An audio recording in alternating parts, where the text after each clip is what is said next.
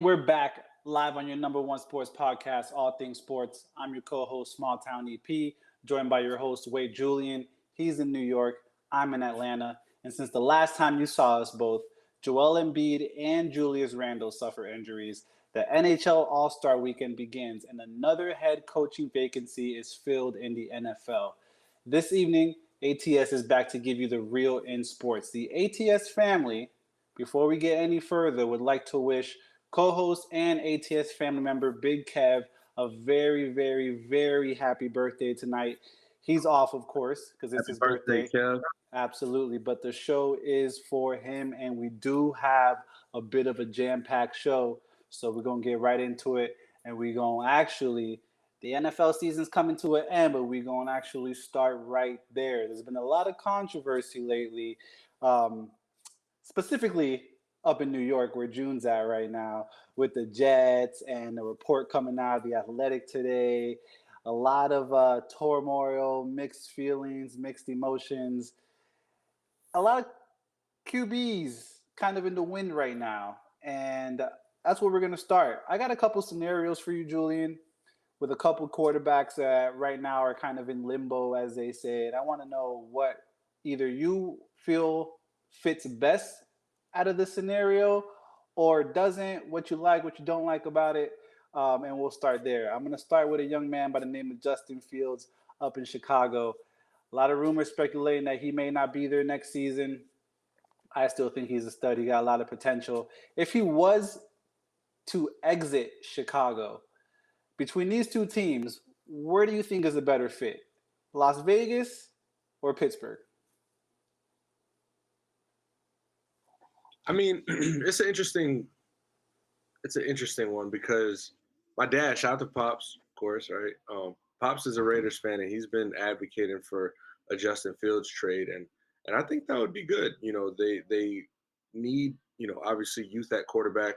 They have a number one wide receiver in Devontae Adams who could be his best friend, and a guy like Max Crosby, on that defense, you can create some things if you see Justin Fields in Vegas. But uh, you know, Pittsburgh to me as a playoff team are already a little bit more, a couple steps ahead of Vegas, and I think that Justin Fields needs a good defense to be around, um, and out of these two teams, I'm not saying he'd be a great fit with either, but I would say Pittsburgh, I would see him being a better fit. Obviously, they have a number one in George Pickens over there, and if they can get a little bit more help in the wide receiver room, then Justin Fields could definitely be exciting. Now, Josh Jacobs and Justin Fields in Vegas sounds kind of fun. That rushing attack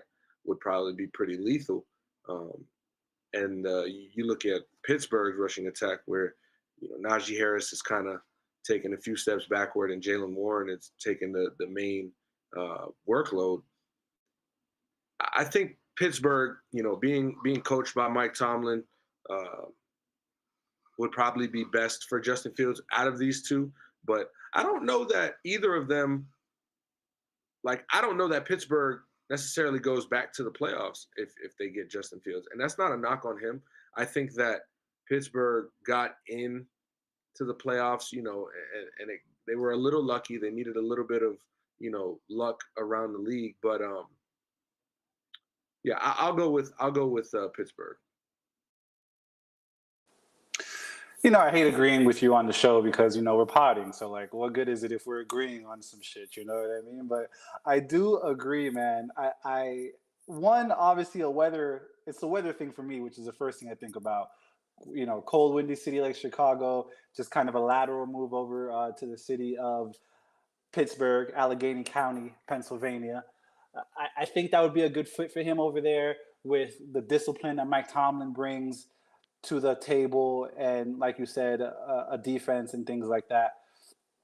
Pickens, hometown hero, as you might use the phrase. He hasn't been very heroic, but hometown hero, as they say, it just hasn't really worked out. I could see a trade. Just we'll swap, maybe give up a pick or two, whatever, second rounder ish. You know what I mean? but I would prefer to see him in Pittsburgh. But shout out to Pops. If he goes to Vegas, I think Fields, first of all, personally, I think Fields is going to be successful wherever he goes. If he doesn't, whether he stays in Chicago or whether he leaves Chicago, I think that he will at some point, and it's going to be a progression. It's not going to be an instant thing. And if it is, that's beautiful because I love to see a black man winning. You know what I mean? But I do see an upward trajectory. I just don't think that Chicago really fits him right now. Let's move over to a quarterback who was benched at the end of the season, and Russell Wilson over in Denver. And we're just not going with Russell in Denver.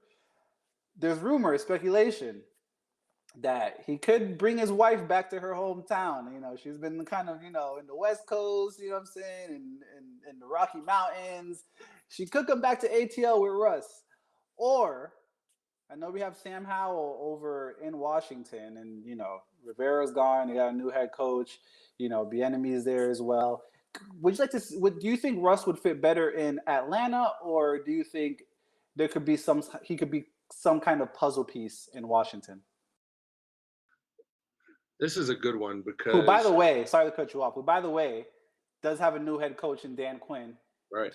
Just moved over there from Dallas as a defensive coordinator to a head coach. So sorry to cut you off, but do you think, once again, Russ would be better in Atlanta or in Washington? Like I was saying, this is an interesting one because both of these teams have talent, but they're not there yet. And so, how much can Russell Wilson at this point of his career bring to a team that isn't necessarily playoff ready? You know what I mean? We thought he would kind of be the turning point in Denver to get them over that hump and get them to possibly compete with the Chiefs in that division.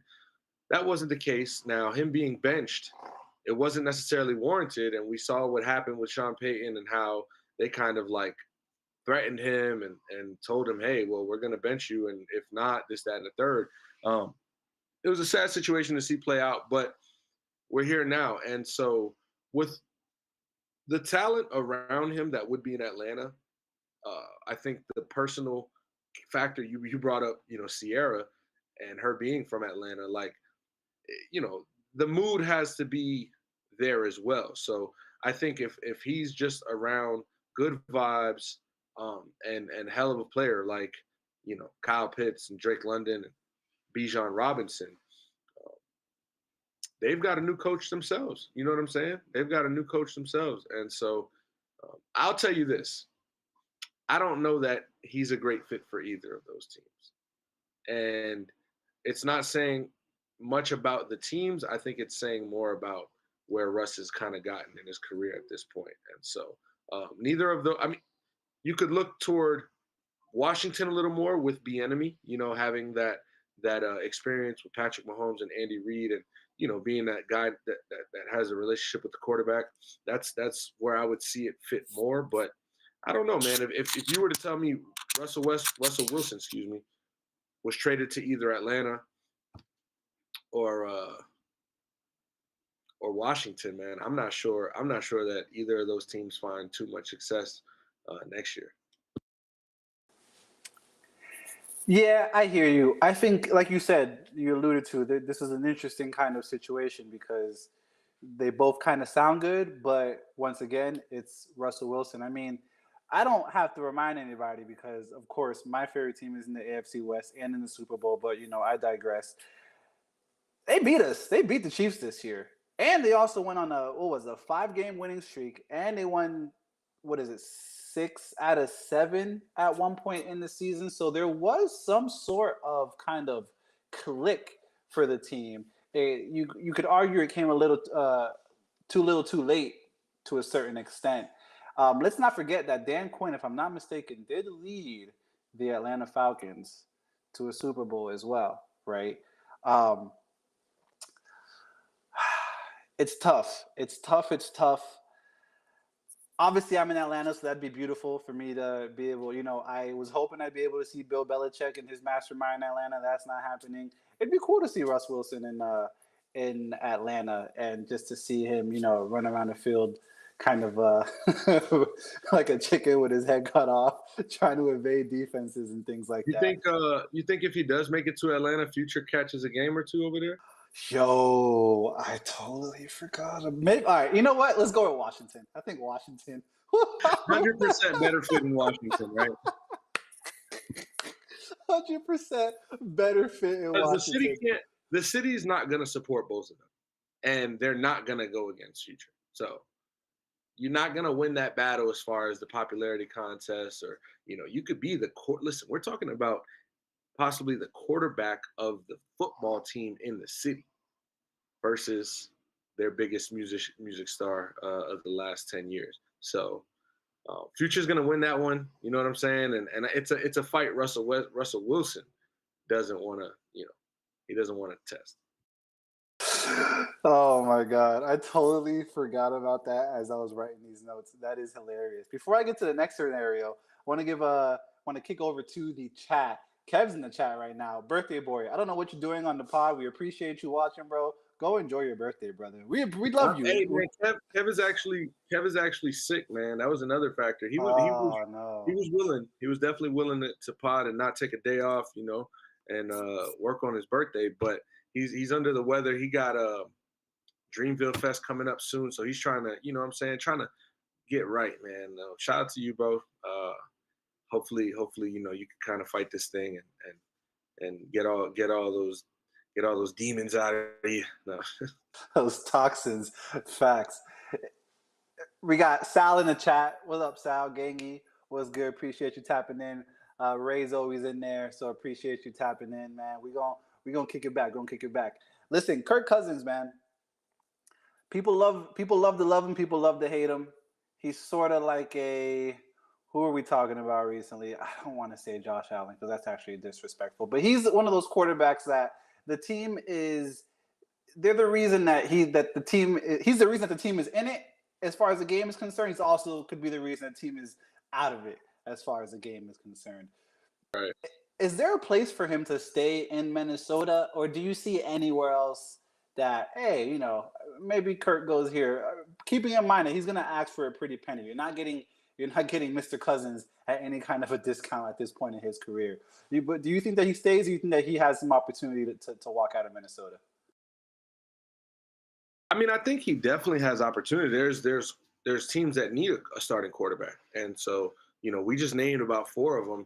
I don't think he'd go back to his old team in Washington, which that would be pretty cool to see. But for me, I think Kirk Cousins needs to figure it out in Minnesota. He has a top 3 wide receiver, top 2, if anything, wide receiver in the league. And that team has talent. Now, are they, promised to win a division? No, but they're in a winnable division, if you ask me. I think that Vikings team can compete, with the Packers. I think they can compete, obviously, with the Bears, and the Lions being their biggest test in that division. We saw Ben Johnson, offensive coordinator, and defensive coordinator Aaron Glenn stay. They're bringing the band back together in Detroit. They're trying to run it back, but we all know how hard it is to get back to the NFC Championship game. We know how hard it is to even just make the playoffs in this league. And so I wouldn't say that division is just up for grabs from all these teams, but I wouldn't just count out Minnesota if Kirk Cousins is their guy. We saw him go down with that Achilles injury. And that's probably the biggest factor here in him coming back. How is he going to manage after coming back from that Achilles injury? We're gonna get to see him and Aaron Rodgers as, I guess the older quarterbacks in the league coming back from a devastating injury. So I would expect that Minnesota retains him. I don't know that I'd be super confident in trying to sign him if I was another team or trade for him. I'm not sure exactly what his contract status is, but I don't know that I want Kirk Cousins on my team as my new quarterback. I would like to maybe see how he reacts and responds to coming back from the Achilles. And I know that we referenced Dan Quinn getting the head coaching job, leaving Dallas as a defensive coordinator. A lot of things going on in Dallas right now. Jerry Jones backed Mike McCarthy prior to them exiting the playoffs this year. And now he seems a little vague in his, responses to the media and vague in his responses to the media as far as Dak Prescott, quoting, and I quote, "We're going to go as far as Dak takes us." And the reporter wanted to say, "Well, he got you this far this season." He's like, "No, no, no. So what I'm saying is we're going to go as far as Dak takes us." Like he just didn't really, he doesn't really want to answer questions. Prior to the game that they lost in the playoffs, he was all for it. He was all good. Let's answer some questions. I got time to talk. Now he's a little vague. We don't know if McCarthy's coming back. Dak, I mean, it's either going to be you pay him the $59 million salary hit that he's going to take this year, or 61. I'm sorry, 61 million, or he walks and you still have to pay him 59 million. So there's a lot of things going on over there, and then on top of that, like we just mentioned, Dan Quinn, defensive coordinator, out. Takes his talents to Washington as a head coach, replaces Ron Rivera, who was brought in by Dan Snyder, was there for 4 seasons. You have a quarterback, like I just mentioned, by the name of Sam Howell, who threw for almost 4,000 yards this season. So, granted, he threw like 20 picks or something like that, and was being sacked like 5 times a game. But he threw for almost 4,000 yards. And like I said, this is a man that took the Atlanta Falcons to the Super Bowl.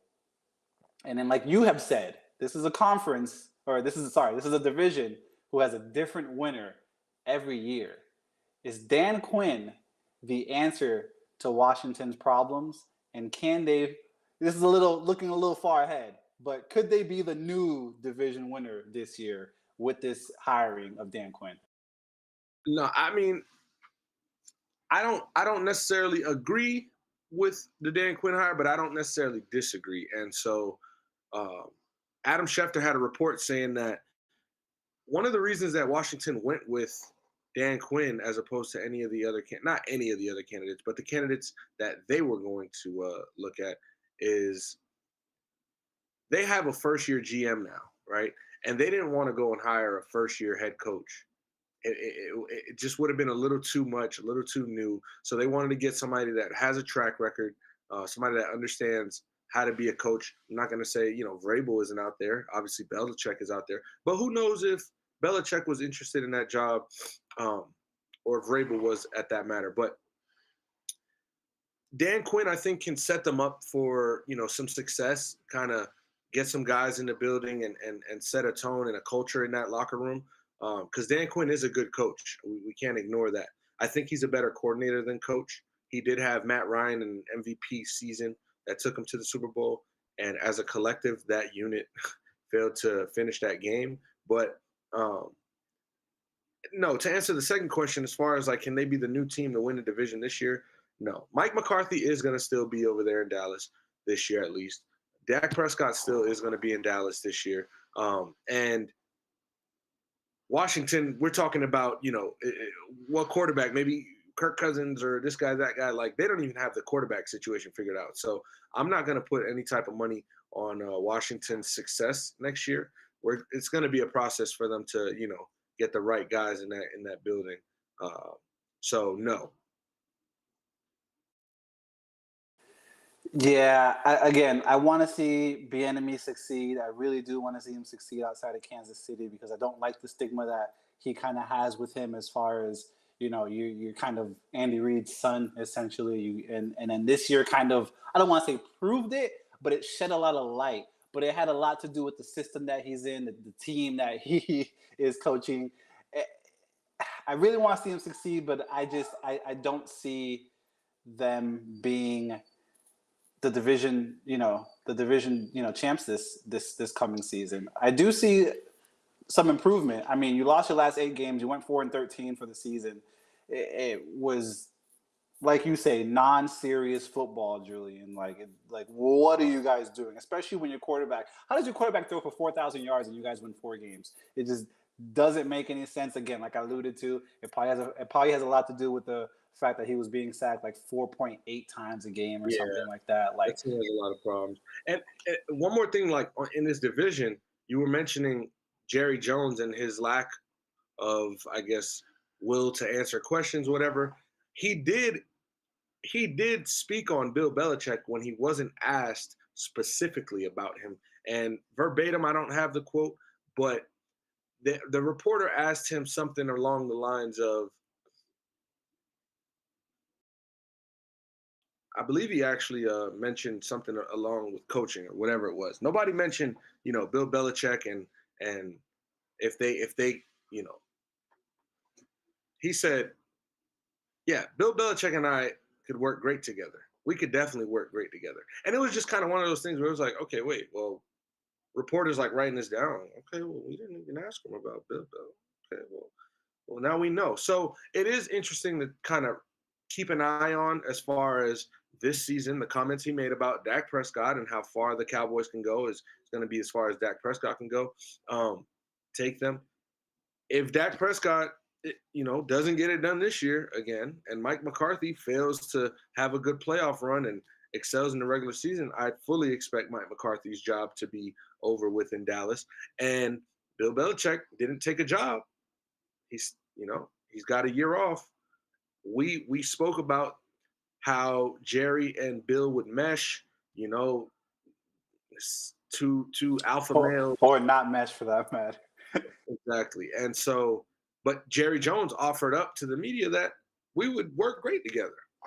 And so that's kind of just the interesting caveat here.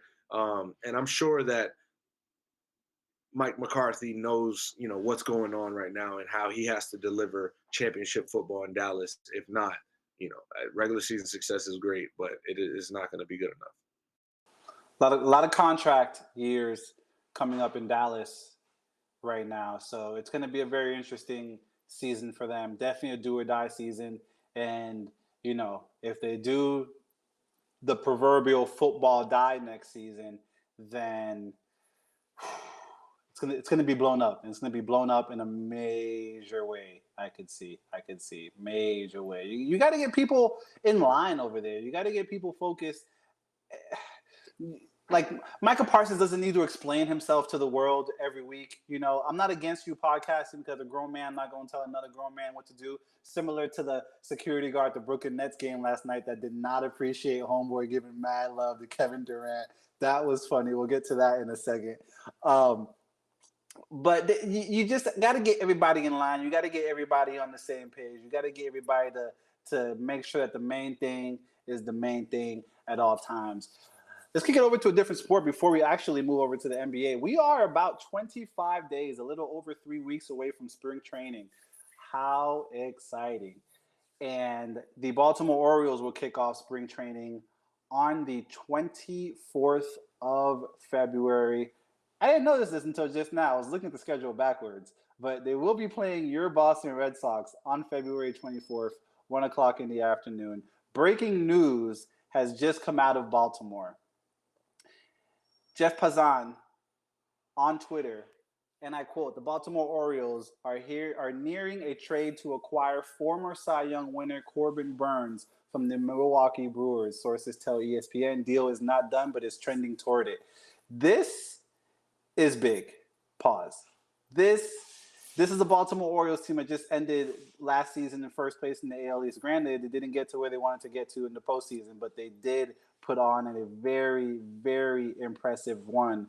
And to add a man by the name of Corbin Burnes from Milwaukee, who finished 10-8 last season, 3.39 ERA, 200 strikeouts, 1.07 WHIP. I mean, to add that type of talent to your roster, it just adds to the 101 win season that you already had. Me, being the resident Yankee fan outside of Kevin, you being the resident Boston Red Sox fan. Is this alert? Is this an alert to you, June, or to us, I should say, or what do you think? Yeah, I mean, obviously, the Yankees with the Juan Soto move and having the talent they have, they're expected to have a deep playoff push, year in and year out. The Red Sox, on the other hand, I mean, I don't know what's going on in the front office right now. It seems like they're treating this like we're a small market team. We're not going after big money free agents. We're not making moves to produce winning baseball.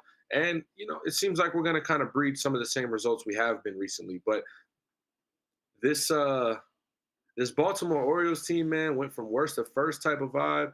They've had the best farm system in the MLB going on 3 years straight this year. And so they obviously know what they're doing draft wise. Front office is managing their young guys well. And they saw what the talent was able to do last year. And now they're just adding to it. I mean, Corbin Burns, we don't have to say much. Milwaukee, Milwaukee's playoff run a few years ago was kind of, if not led by him, just willing and dealing.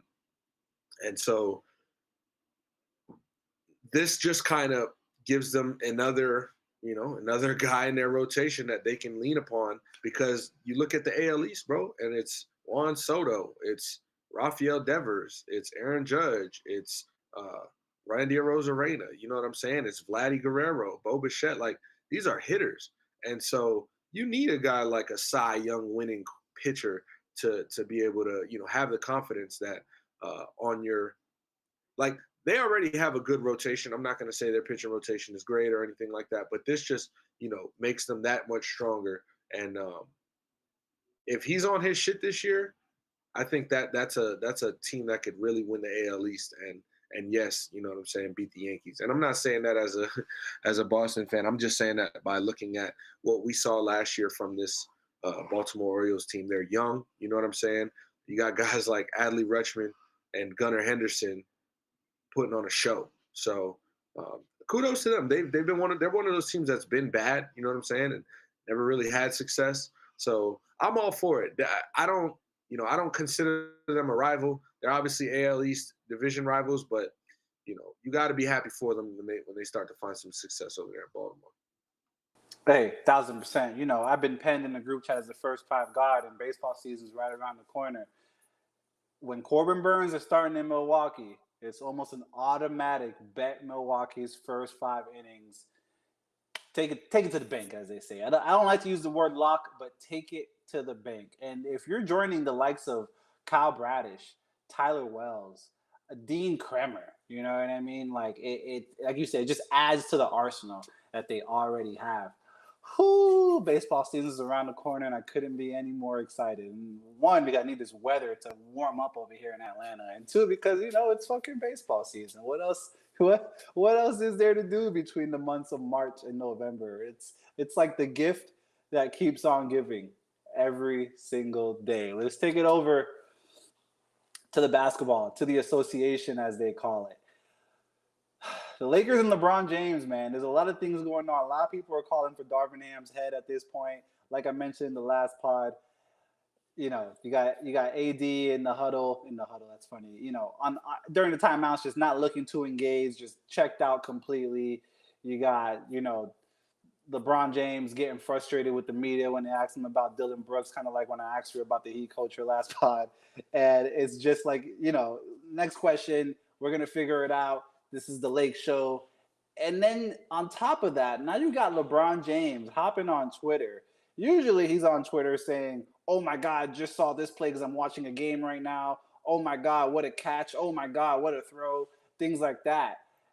He puts a single emoji up, and it's an hourglass emoji. And we're talking about an hourglass emoji. And listen, again, ATS brings you the real in sports, but this is almost as real as it gets. We're talking about LeBron James either saying, hey, get something done for me because the clock is ticking, or my clock is ticking.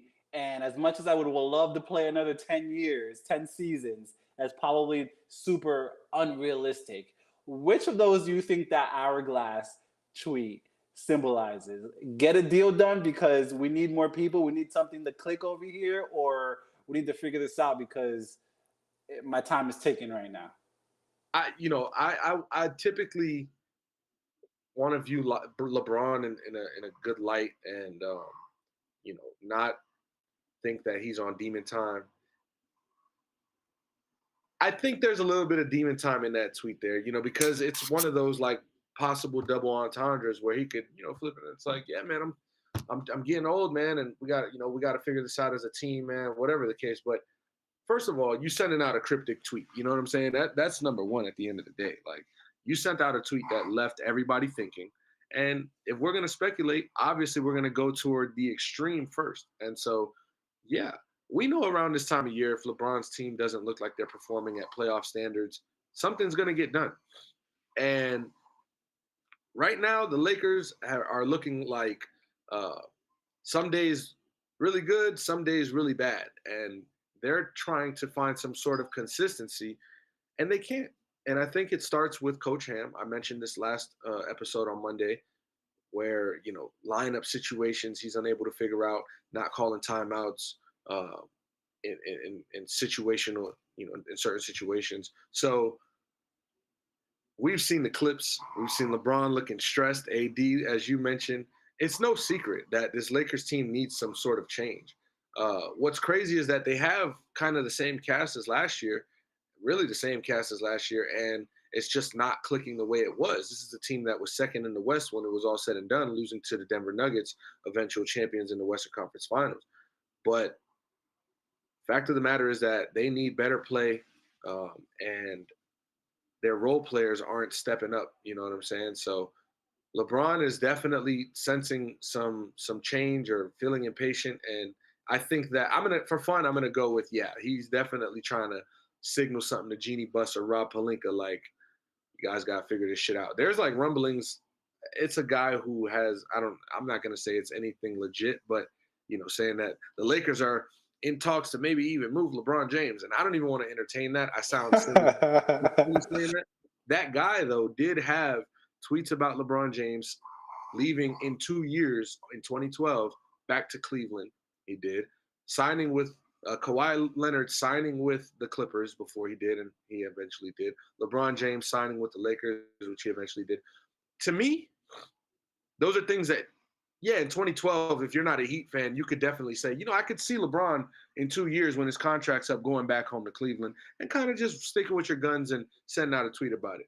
Kawhi Leonard, nobody thought he was going to re-sign with Toronto. We knew he was coming to the Clippers.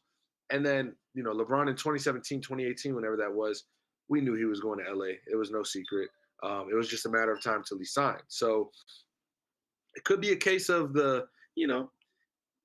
he's looking like he's calling it out. But if LeBron is on the move here, that'd be the biggest thing to happen in years in this sport. LeBron James Probably since Miami, since he went to Miami. LeBron James traded, that those words. Who would trade LeBron James? You know what I'm saying? And that's why ultimately I don't see it happening, because you got to be out your mind to trade a guy named LeBron James, unless that's his request. And if he's putting that request in, you would, one, you got to honor the king. Two, he's done right by you guys. He brought you and delivered a title to LA. He might feel like this is if he's requesting a trade, like, time has come. But I do think he's sending a little message to the front office with that tweet, but we're just gonna have to wait and see. We got 7 more days, 1 more week until that trade deadline, so we'll see what the Lakers look like. I think this is Rachel in the chat right now. Kev's Rachel. She said it could have also been about waiting until he sees Dylan Brooks again. That is funny, bro. Because listen, I'm a firm believer that I could 100% see LeBron James announcing his farewell tour, right before season starts, and then circling the very first Houston game and just teeing off on Jay, like no questions, tip off, just like, so how like in hockey they drop the puck and niggas just start fighting. You know what I'm saying? Like tip off, and then he's just like, hey, we saw that with Draymond Green and Rudy Gobert. Like Klay Thompson and Jaden McDaniels literally at the tip off 12 seconds in was like, yo, what's up? Draymond Green, come. So Kev did say it was him. He don't know why it signed him out, but all right, bet. Say less. What up, Kev? A lot of things have transpired since LeBron wanted, Russ Westbrook to come to LA, and now Russ Westbrook is successful, in LA, but with the other team. You know what I mean? I don't see him being traded. I think it's definitely again, I'm the same way. I want to see LeBron in a good light at all times. So I don't really think he's on demon time, but it's definitely like hey, we need to get something done here. This isn't working out. Whether it's getting rid of the coach, whether it's making a trade, whether it's I could see him, even as much as he loves Austin Reeves, as much as he adores Austin Reeves, I could see him pushing for a trade for all, to get Austin Reeves out of town. Not on no malicious, type of stint, but like a hey, this is probably what's best for the organization if we can get if a specific kind of situation, specific deal comes about that kind of sounds better than the situation right now. Right. If it involves Austin Reeves leaving town, as much as I love you, bro, you know what I'm saying? I want to win another ring. The crazy thing to think about at this point in LeBron's career, he's been in LA now longer than his stint in Miami and longer than his second stint in Cleveland when he won them a championship. So, June, my question before we move on to the next topic: should the Lakers be satisfied with the deal that they gave LeBron because they got a championship out of it? I don't care. I don't care about bubble or not. They got a championship out of it. So, should at this point he did? Would you say he did his job? Would you say the contract has been fulfilled, as they say? Yeah, I mean, you brought LeBron James in to get a chip, right? Like LeBron James delivered a chip, and with the help of Anthony Davis and that team that they had in 2020, it was a really good team there. Since then, they've made moves. Kyle Kuzma's been dealt, you know what I mean, and things of that nature. But that was never a team that you expected to win, 3 finals and do what LeBron did on the Heat. You thought that they'd maybe go back to the finals again, but listen, man, Nikola Jokic ain't no scrub, man. That boy is a monster. And so LeBron James, he's what, 38, 39 years old at this point. Um, how much more could you expect out of him without having, like that group of guys around him that you're like, all right, no, this team is the final. We don't look at the Lakers and say this is the finals contender. You know what I'm saying? There's 4 or 5 other teams in the league that you look at and say this team could win the finals this year before you think about Los Angeles. So, you got to be happy as a Lakers fan that one, he did deliver the finals, and two, they've been competitive in all these years. So, and with credit to Rob Pelinka in the front office, like figuring things out at the trade deadline for a few years, they're going to have to try to do that again this year. It's just funny. We see Rob Pelinka and like the Lakers at this time of the year, and it's like, oh, they made the greatest move for the trade deadline, or they won the off season, as we said, in the summertime, and then they find themselves in a point of the season where they're like, yo, LeBron, coach, gotta go. You know what I'm saying? Trade, who's traded?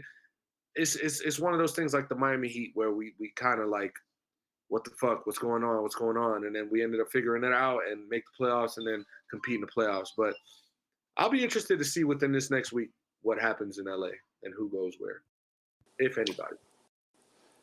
Hey, let's take it over to your city, man. Right across the bridge in Brooklyn, Kevin Durant returned to Brooklyn, I have to believe for the first time in a little bit.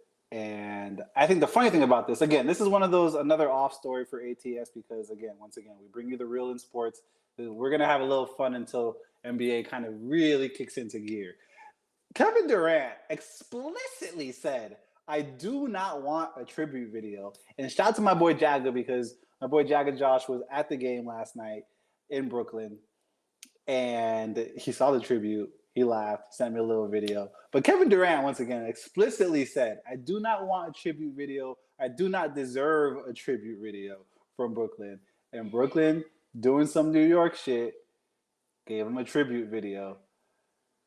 And then they lost. So not only did you honor him, and then he beat your ass and was mocking your players. He's a mini-me, which I thought was one of the funniest insults. He said, this guy, not small, like, they do the small thing, No, he said, hey, muy pequeño, which I thought was hilarious. And then, they end up coming out with a dub, D-Book, KD, and company. Hey, D-Book did the Mikal Bridges, you know what I'm saying, did the selling in his face. Obviously, ex-teammates there. They went to a finals together, so it's like some funny banter, but it's like in the heat of the basketball game, Mikal Bridges looked at him like, you motherfucker. Like, but you got to give him that. You know what I'm saying? You got to give him that. Y'all getting y'all ass bust, and he hit a 3 in your face, bro. Jude, should there be like a certain kind of a level of success? Because now these days we're seeing I'll say this, Steve. Yes, but it's Kevin Durant. You know what I'm saying? It's Kevin Durant. It's one of the greatest players it's one of the greatest players of our generation and in basketball ever. So it's like, I don't want to equate it to a Would girl, it be but would it be disrespectful if he didn't to get not one? have. It would have been disrespectful to not have. You know what I'm saying? And not that it was like something necessary, but it was the right thing to do. You know what I'm saying? And they didn't have a lot of success with Kevin Durant there. It didn't go, the way that they expected it to go in Yeah, Brooklyn at all. that But big three was supposed to do finals runs, like runs plural. yeah, bad timing, I guess. But yeah, I mean, if Kevin Durant, played for my team, shit, I would definitely, hope that my franchise showed him love and appreciation because he came to the team and he won games for us. And we're looking at this crazy because if he would have had his foot behind that line on that 3-pointer, this is a whole different Facts. It's a whole different neither here nor conversation. there. You know, he's played more games. This big three in Arizona, in Phoenix, sorry, has played more games together than the big three in Brooklyn played together, which is like bizarre to even like think about. But Crazy. they've played more games together. And another tribute that was handed out, which is a little more heartwarming, was Dame's return to Portland. And I thought that was super cool. I thought the fan that has, the season tickets that sits courtside every game, that he obviously has, a connection with, I don't want to say relationship, but like a connection with. They shared eye contact. He was like, "Yo, oh my God, how you doing?" Walked up. So that was beautiful to see. His return to Portland and them embrace him in that way. Definitely a tribute video because my man stayed down probably a lot longer than he should have, arguably. You know what I mean? But Not arguably. hey, man, since we're talking NBA, I want to do a live looking at some of these games right now before we talk about this 65 game rule, right? We got the Lakers right now in Boston.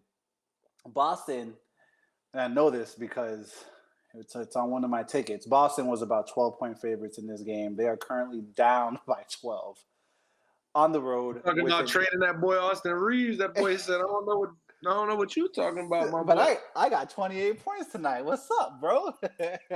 Facts. Yo, Lakers up 12 on the road in Boston.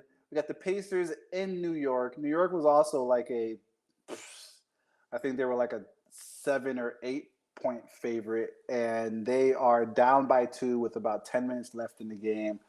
We got a live looking at Cleveland in Memphis. They are down 5 on the road. Jared Allen has 14 points, 9 rebounds, 3 blocks. Jaren Jackson has 18 points. In the New York game, can't because I mentioned Austin Reeves having 28 points. Jalen Brunson has 29 points. Tyrese Halliburton has 15 points. And the late game, which starts in about 30 minutes Eastern Standard Time, 10 p.m. on TNT, Philadelphia 76ers on the road at Utah. Utah is a 4.5-point favorite at home against the Sixers. Obviously, Joel Embiid, torn meniscus and left knee. He's out. They're gonna plan his recovery, give us an update. Probably, I would probably say within the next 48 hours or so, as far as to when we can expect his return. Now, the controversy with Joel Embiid is that at this point, if I'm not mistaken, he can't miss more than like 3 games now to be eligible for the MVP because you do have to play at least 65 games to be eligible for MVP voting. I tried to word this better, June, but I just couldn't. Is this fair? Like, if I'm averaging 30 plus points a game regardless, and when I'm on the court, like, my team is winning, mostly, I don't want to say, entirely, but mostly because of me. But if I miss, what is this? More than 17 games. Yeah, I'm pretty good at math. More than 17 games. I'm ineligible. Is this fair? 1 to fans, 2 to players, and 3 to the league. Really, like, what do you think about this rule that I believe, if I'm not mistaken, was just implemented recently? I'm like, I'm not in the middle, but I'm more on the side that yeah, bro, stop missing 20 games a season. You know what I'm saying? If you want to be like notarized as the best player this year, yeah, I don't think the best player this year should be missing close to 20 games. And I understand, like, if you're scoring 36 a night, like, it's kind of undeniable for Joel Embiid, and he is, and I got to put respect on that. But to the league's defense, Joel Embiid misses games left and right every other year. You know what I'm saying? Anthony Davis, look at this year. He's only missed like 4 games, and I think a big motivation in that factor was like he wanted to be recognized or stop being recognized as street clothes and showing that he can play night in night out for his team. And the Lakers need that from him if they want to have any type of success. So Joel Embiid, it sucks, but bro, players used to play. You know what I'm saying? Nobody used to complain about anything. Nobody used to. You mentioned Draymond Green, or you mentioned Micah Parsons' podcast, but Draymond Green has a podcast, and he mentioned this and the Joel Embiid situation and how it's unfair. Tyrese Halliburton says it's stupid, and I'm not the player, right? I'm just a fan. I'm just media, whatever. Like I can have my opinion, but guys weren't crying about shit like this 15 years ago. They were just going out there on a nightly basis and trying to bust the next dude's ass. That's it. Now it's like, I tweaked, I gotta, my ankle, I'm gonna use a rest day.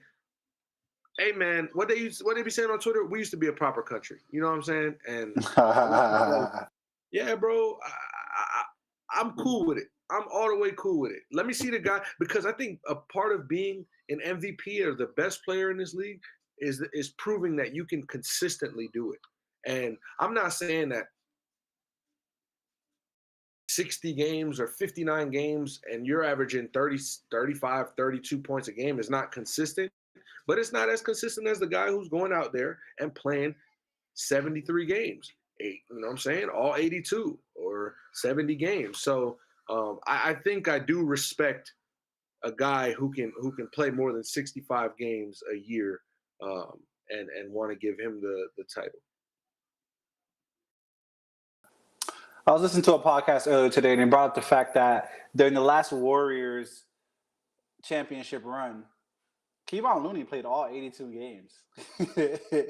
So, like, where is the disparity between, playing all the games, not playing all the games? And you could argue that he was a very pivotal factor in them winning that championship.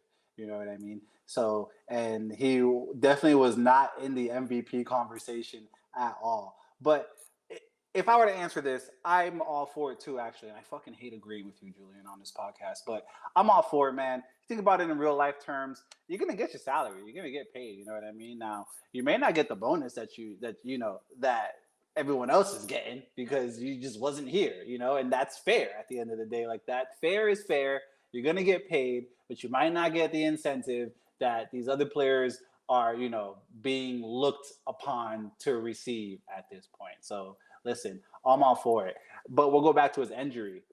They're sitting in 5th place right now, and if the playoffs were to start today, they'd be playing the Milwaukee Bucks, who they have their own situation. Let's do this. Look, playoffs. We still got time. All right, we still got 2 months, so playoffs ain't necessarily going to start. And I still see teams kind of. Remember last year we were having a conversation of, is this team going to sustain? Is this team going to be here? Is the Kings going to be that team? And the Kings were one of those teams last year that around this time I kept saying, I don't know that they're going to be top 4 in the West. I don't know that they're going to be strong in the playoffs.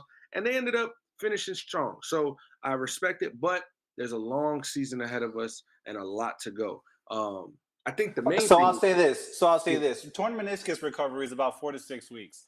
What does it mean for Philly if Joel Embiid misses 4 to 6 weeks at this Tobias point? Harris, you want to be recognized? Here's your fucking chance. And I'll tell you what, you getting paid that max contract. Tyrese Maxey is an all-star. Obviously, Joel Embiid's 36 a night is something you're going to miss. But I better figure this shit out.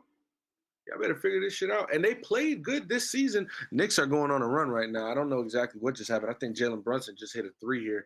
Jalen Brunson just hit a 3, got the Garden going wild with just under 7 minutes to go.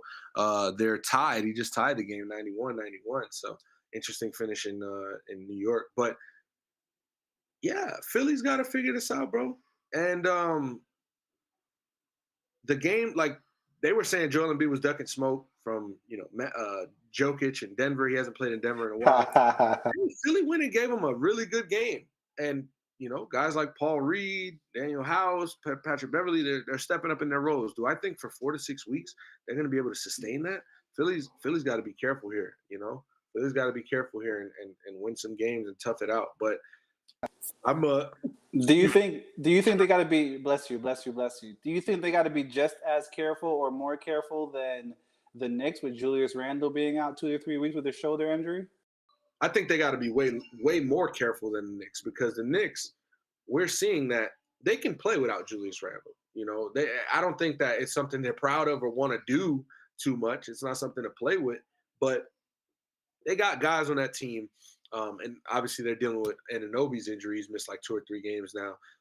But they've got guys. Dante DiVincenzo's stepping up. Josh Hart is playing his role. Jalen Brunson is, talked about his high regards. He's got 32 and 4 tonight, shooting just under 50%. So the Knicks will be fine for the next few weeks, maybe 3 weeks or so. But a meniscus, man, and then how healthy is Joel Embiid going to be in the playoffs?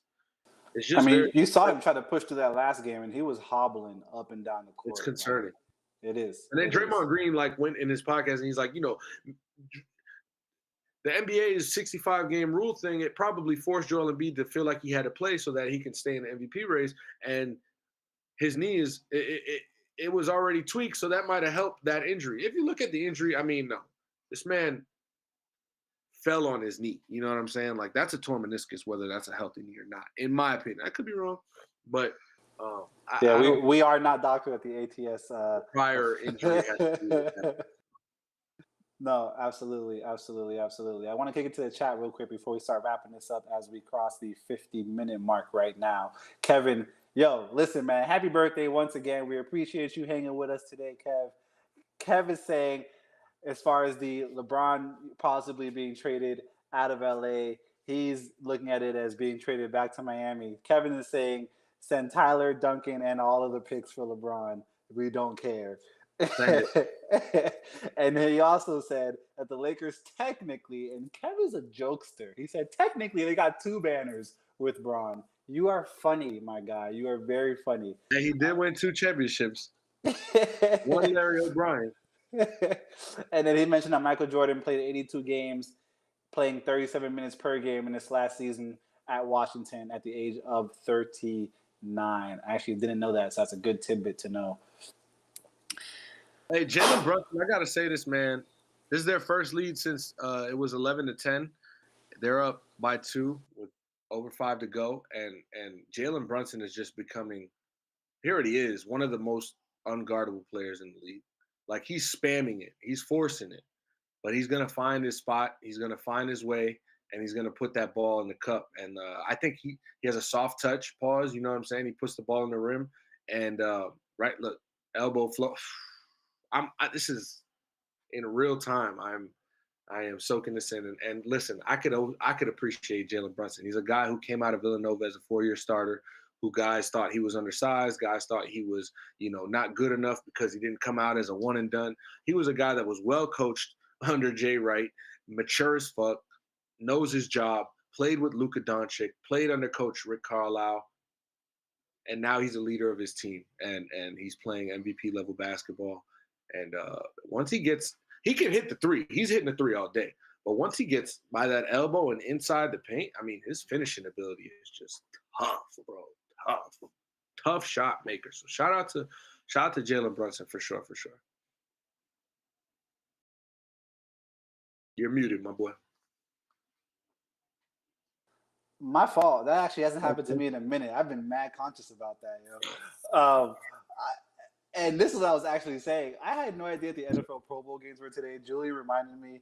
He put it in the notes for the show tonight. I was like, what are you talking about, bro? He's like, screenshot, this shit's happening right now on my G. Like, what do you mean? It's just a shame what the Pro Bowl has come to at this point, where we're having talent games. We're having an NBA All-Star weekend.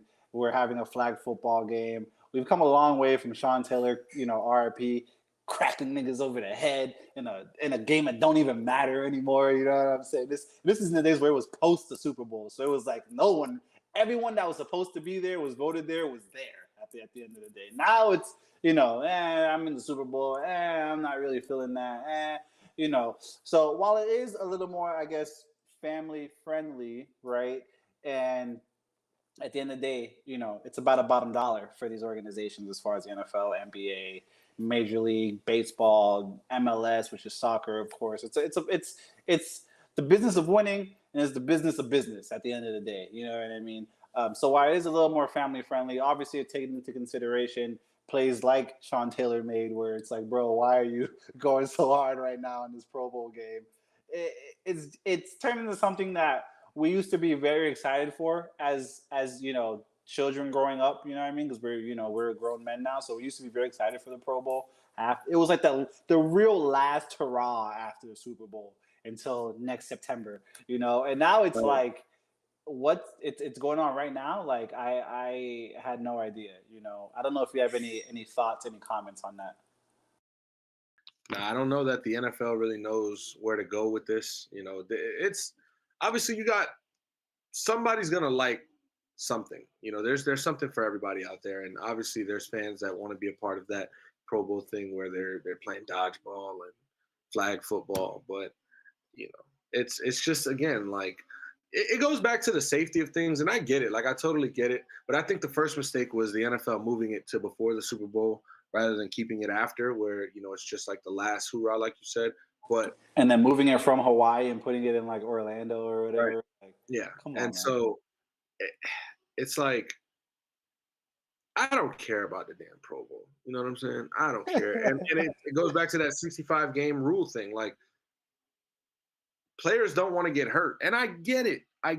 But what was the difference between 2006, where players just wanted to give their all for everything, and 2024, where players are just too good and too scared to, what I'm saying, give a full effort? It's just it's not the same. It's just not the same. Sports aren't the same. Julian, you got any shout outs for the day before we wrap this show up tonight? Shout out to Kev, man. Kev's birthday, man. Shout out to Kev. That's it. Happy birthday, my boy. Keep grinding, keep working. And I shout out to Jalen Brunson, bro. Knicks look like they about to pull this off. They're up 6 with 3:48. It's a little early still, but let's just kind of, to close this out, let's see what Jalen Brunson does on his last possession. They're double teaming him because he deserves to be double teamed. He gave the ball to Precious Achua, and he misses it. And the ball kicks out to Jalen Brunson, but he missed a 3. Okay. So he is human. That was the last fit. I don't got nothing else. I'm trying to get up out of here. Have a good night. 30 burger from almost a 40 burgers. Probably will be a 40 burger from Jalen Brunson. And Austin Reeves might have listened to the pod. I don't know, some way, somehow, while he was on the bench, someone maybe whispered in his ear, boys is talking shit about you, because he just entered into the 30 burger realm right now. He has about 31 points, which is a beautiful thing to see. My shout out for the game, wow. That's how excited I am about this. My shout out for the night, for the episode, is going to be Rick Ross's son, William Ross III, commits to Bethune-Cookman after having a plethora of Power 5 schools offer him. I love this trend of star players. Also, he plays at St. Thomas Aquinas. This is the crib. You know what I'm saying? I grew up down the street from St. Thomas, down the street on Davie Boulevard, bro. Right where it turns into Peters Road when you hit Plantation type shit. You know what I'm saying? So he's from the crib. He commits to an HBCU in Bethune-Cookman as opposed to going to any of the plethora of Power 5 schools. So I love this trend that's happening right now. It's a beautiful thing. You know what I mean? It's a bit of a sacrifice, obviously, because, as a player, as an athlete, you want that Power 5 kind of, enigma behind you. You know what I mean? But tonight, I'm going to put my head down. I'm going to do the work. And no matter where I go, I'm going to shine. So shout out to William Ross III, Rick Ross's kid. If you don't know, now you do know. We did have a couple of EPL midweek games today, one which ended in a tie. You can see it in the scroller up top. And then one which ended in West Ham, if I'm not mistaken, losing to Wolverhampton. So, EPL's kicking up, and we're going to definitely, tap a little more into it. Like I said, MLB's around the corner, NHL All-Star Weekend, so the second half of NHL season is around the corner as well. It's over 6.5 season once the All-Star break is over. So just know when I start giving picks during the pod and I say over 6.5 in the hockey game, you take that shit to the bank and I'll laugh on my way there with you. You heard?